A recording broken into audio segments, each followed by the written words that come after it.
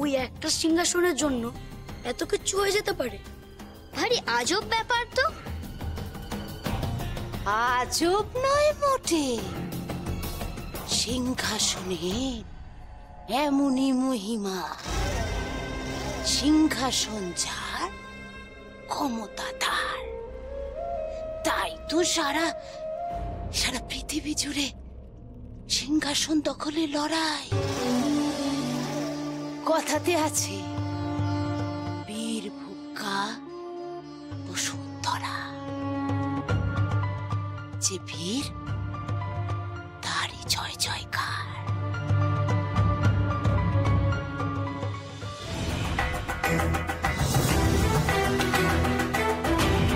তোমাদের রাজসভায় যাবার সময় হয়ে গেছে, একটু পরেই অনুষ্ঠান শুরু হবে।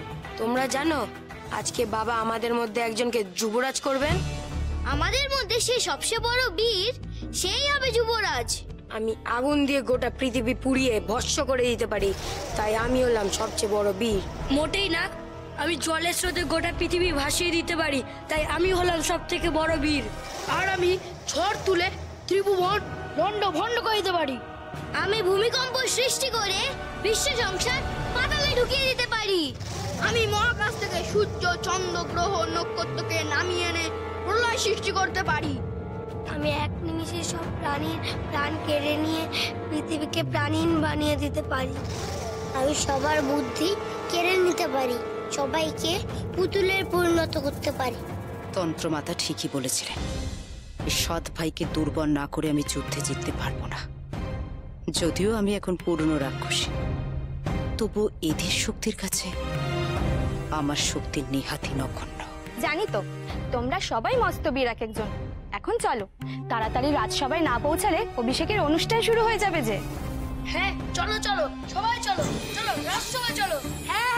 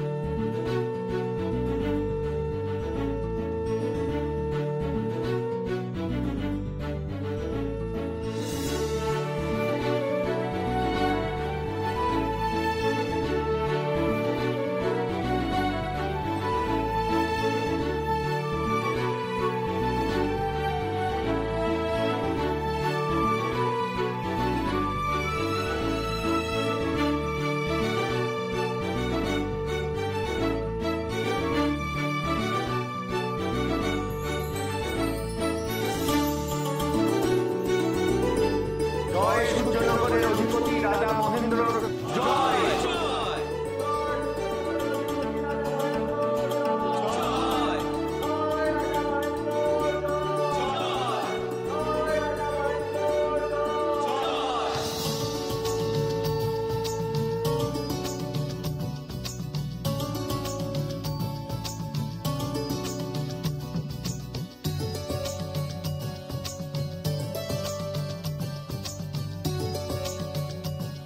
মহারাজ, এই শুভক্ষণে পুনর্বার এই সিংহাসনে আপনার রাজ্যাভিষেক সম্পন্ন হলো। জয় সূর্যনগরের অধিপতি রাজা মহেন্দ্রর জয়।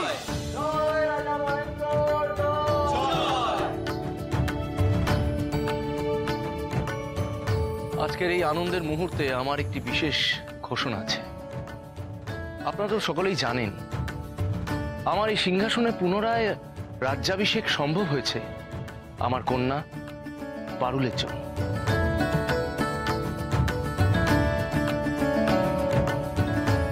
পারুল যদি না থাকতো আমি জানতেই পারতাম না আমার পুত্রদের কথা। আমি আমার পরিবারের সাথে মিলিত হতে পারতাম না, এবং সর্বোপরি এই সূর্যনগরকে রাক্ষস মুক্ত করতে পারতাম না। কিন্তু এই সব কিছু কোনোদিন সম্ভব হতো না যদি না পারুলের পাশে সেনাপতি রাঘব থাকত।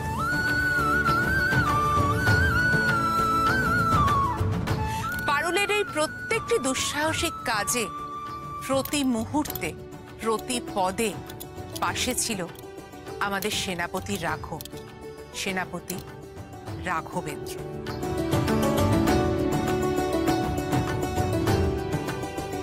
তাই আমি আমার পরম বন্ধু এবং প্রাক্তন সেনাপতি বীর প্রতাপের একমাত্র পুত্র বর্তমান সেনাপতি রাঘবেন্দ্রর সাথে আমার কন্যা পারুলের বিবাহ দিতে চাই।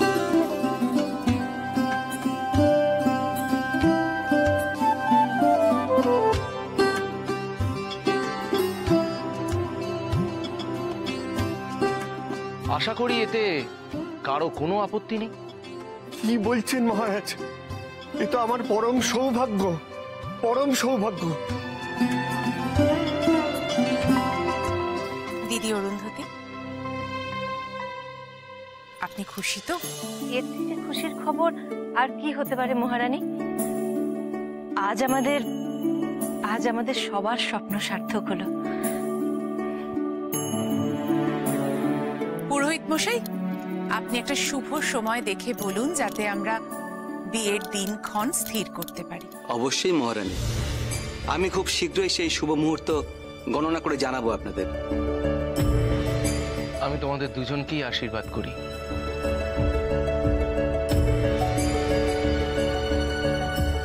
তোমরা সারা জীবন এইভাবে দুজনে দুজনের পরিপূরক হয়ে থেকো।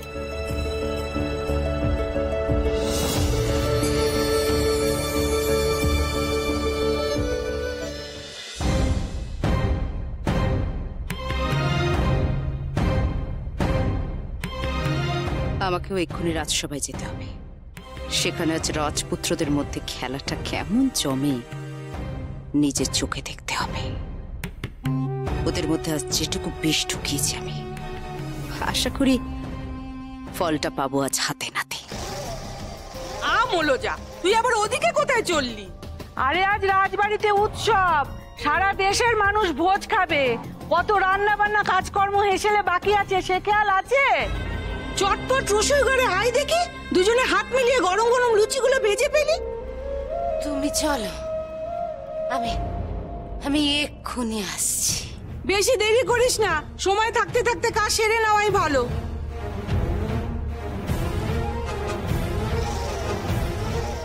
যাক, অপদ গেছে তাহলে।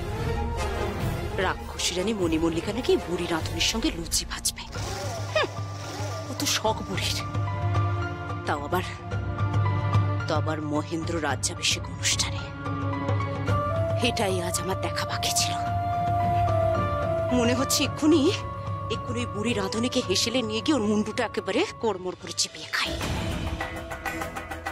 কিন্তু না, এসব সামান্য বিষয় নিয়ে এখন আমার মাথা ঘামালে চলবে না। আমার জন্য তো এখন রাজসভায় সব থেকে বড় আমোদ অপেক্ষা করছে। যাই, সেখানে গিয়ে দেখি কি ঘটছে সেখানে।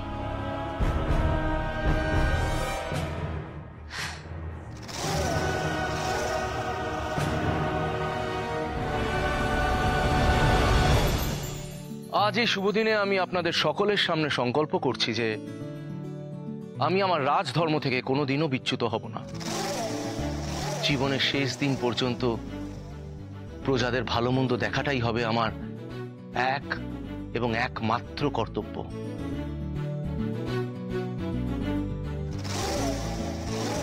খুব শীঘ্রই আমি প্রজাদের দুঃখ দুর্দশা দূর করে আবার সুদিন ফিরিয়ে আনবো এই সূর্যনগরে, কথা দিন। জয় সূর্যনগরের অধিপতি মহারাজ মহেন্দ্রের জয় জয়। জয় সূর্যনগরের অধিপতি মহারাজ মহেন্দ্রের জয় জয়। জয় সূর্যনগরের অধিপতি মহারাজ। এবার কি বাবা তাহলে যুবরাজের নাম ঘোষণা করবেন? কাকে যুবরাজ ঘোষণা করবেন পিতা?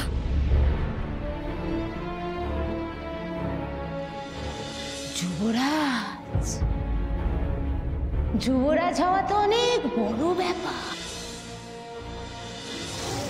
শোনো বাছারা, যুবরাজ যে হবে, মহারাজের পর এই সূর্যনগরের সিংহাসনে সে বসবে। রিমা তখন বলছিল আমাদের মধ্যে যে বড় সেই হবে যুবরাজ। কিন্তু কে বলে দেবে আমাদের মধ্যে কে বড় আর কে ছোট? এবার দেখব রাজকুমাররা কি করে নিজেদের সামলায়। আজ আমি আপনাদের নতুন যুবরাজও নির্বাচিত করব।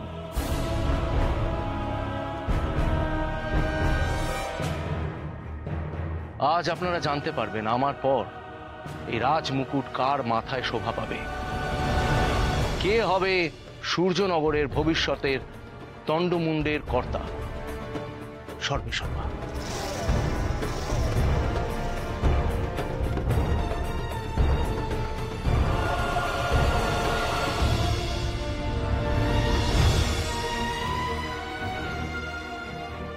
আজ বাবা দেশের ভবিষ্যৎ সম্পর্কে এত বড় সিদ্ধান্ত নেবে, জানতাম না তো।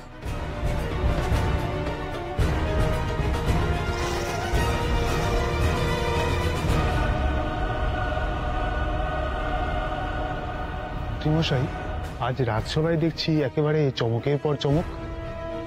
মহারাজ এই বিষয়ে আমাকে কিছুই জানাননি। বোধহয় মহারাজ এই বিষয়টা নিজের মধ্যেই রেখেছেন। দেখাই যাক না মহারাজ কাকে যুবরাজ ঘোষণা করেন। একটু ধৈর্য ধরুন, এক্ষুনি সব জানা যাবে।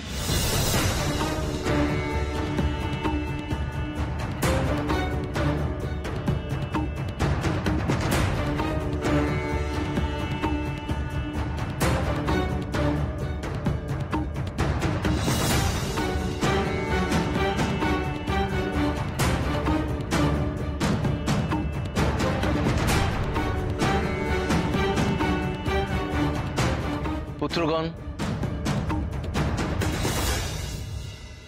পারুল, আজ এই রাজসভায় তোমাদের একটি পরীক্ষা দিতে হবে, শক্তির পরীক্ষা। দেখি তো এই কঞ্চিগুলো ভাঙতে পারো কিনা। এ আর এমন কি শক্ত কাজ, পারবো আমরা। হ্যাঁ পারবো আমরা। হ্যাঁ আমরা পারবো পারবো।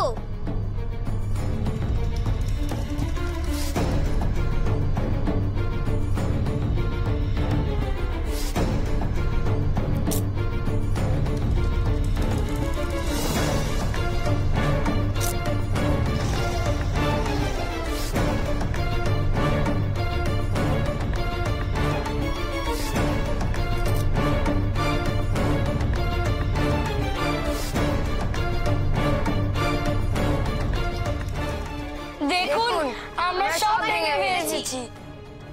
ঠিক আছে, তোমাদের জন্য আরেকটা পরীক্ষা বাকি আছে। দেখি তো সেটা পারো কিনা।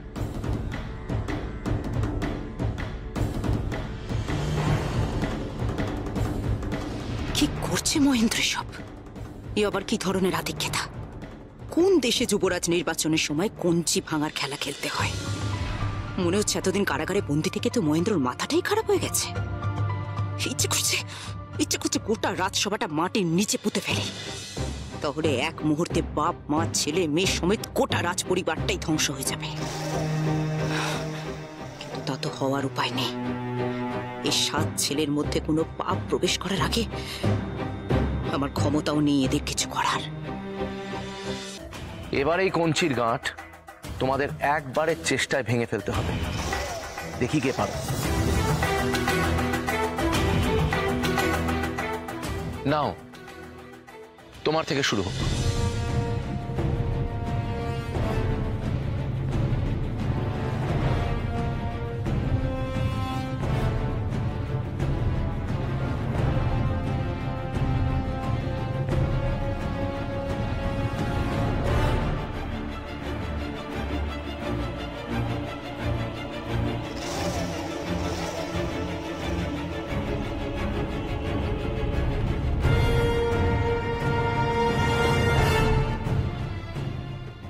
পারুল, এবার তুমি চেষ্টা করো দেখি।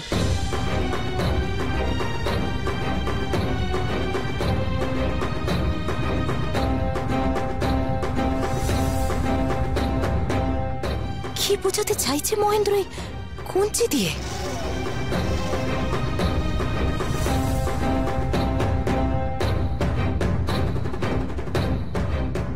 আমি জানি তোমাদের প্রত্যেকেরই অনেক শক্তি, কিন্তু তোমরা প্রত্যেকেই একটি কঞ্চির মতো শক্তিশালী আঘাতে ভেঙে পড়তে পারো। অথচ দেখো, সব কটা কঞ্চি যখন একসাথে জোট বেঁধে থাকে তাকে কোনো শক্তিশালী শত্রুও ভাঙতে পারে না, কিচ্ছু করতে পারে না। ঠিক সেরকম ভাবে তোমরাও যদি জোট বেঁধে থাকো, কোনো শক্তিশালী শত্রু তোমাদের কোনো ক্ষতি করতে পারবে না। মনে রেখো এটা। এবার তোমরা ঠিক করো তোমাদের মধ্যে যুবরাজ কে হবে, কারণ সূর্যনগরের এমন এক যুবরাজ চাই যাতে সূর্যনগরের কোনো ক্ষতি না হয়, কেউ যাতে চোখ তুলে তাকাতে না পারে।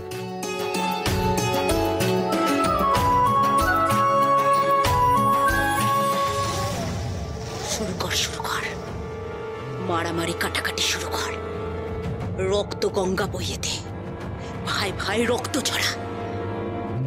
তোদের মনে আমি ঈর্ষার লোভের বীজ বুনে দিয়েছি, পাপ তো তোদের করতেই হবে। তোরা পাপ না করলে তোদের আমি শেষ করবো কি করে? পাপ কর, কর পাপ।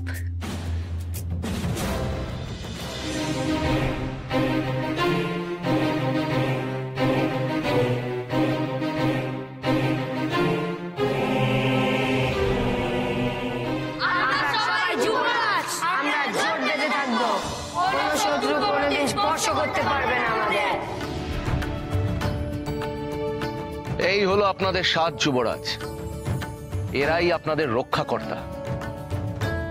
আমার অবর্তমানে এই 7 ভাই জোট বেঁধে সূর্যনগরকে শাসন করে চলবে, রক্ষা করবে।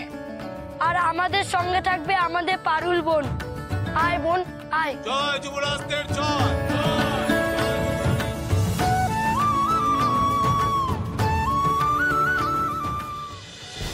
শয়তান ছেলের দল আমার পুরো পরিকল্পনাটা আবার ভেস্তে দিল। শোনো শোনো শোনো, যে যেখানে আছো সূর্যনগরের প্রতিটি প্রজা মন দিয়ে শোনো। শোনো শোনো প্রজাগণ, শোনো দিয়া মন, রাজবাড়িতে তোমাদের সাদর নিমন্ত্রণ। আহা সাদর নিমন্ত্রণ। রাজকন্যা পারুল যে সবার প্রিয় অতি, সেনাপতি রাঘবেন্দ্র হবেন যে তার পতি। আহা হবেন যে তার পতি। 15 দিন পরে হবে রাজকন্যার বিয়ে। চলো সবাই রাজবাড়ি পরিবার নিয়ে। আহা পরিবার নিয়ে। সকাল থেকে রাত শুধু নাচো আর গাও, যোগ্য চলে জপেও যেমন খুশি খাও। আহা যেমন খুশি খাও। মহারাজা মহেন্দ্রর সাদর আমন্ত্রণ। এসো সবাই খুশি মনে, এসো প্রজাগণ। আহা এসো প্রজাগণ। শোনো শোনো শোনো, সেনাপতির সাথে রে, সেনাপতির সাথে আমাদের রাজকন্যার বিয়ে হবে। সেনাপতির সাথে রে, সেনাপতির পারুলের বিয়ে। আহা পারুলের বিয়ে। সেনাপতি বর সাজবে তোবর মাথায় দিয়ে। পারুলের বিয়ে। আহা পারুলের বিয়ে।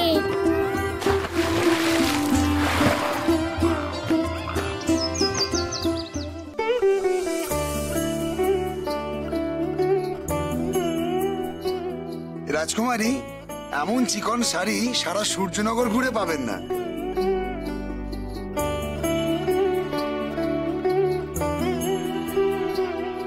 আর ওই লেহেঙ্গা চলে সৌদাগর, ওটা দেখাও দেখি। অবশ্যই দেখুন।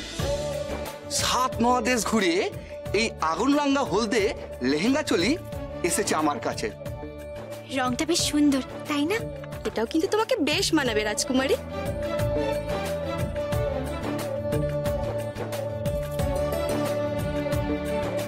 ওই লেহেঙ্গা চলিটার সাথে এই ঝুমকোটা কিন্তু বেশ মানাবে। এই বেনারসিটা দেখো রাজকুমারী, এটা পরলে তোমার সেনাপতি মশাই আর চোখই ফেরাতে পারবেন না।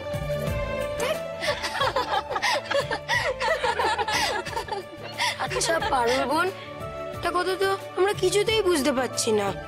কি কথা? বিয়ে জিনিসটা কি এত বড় ব্যাপার যে তার জন্য এত আয়োজন, এত জিনিসপত্র?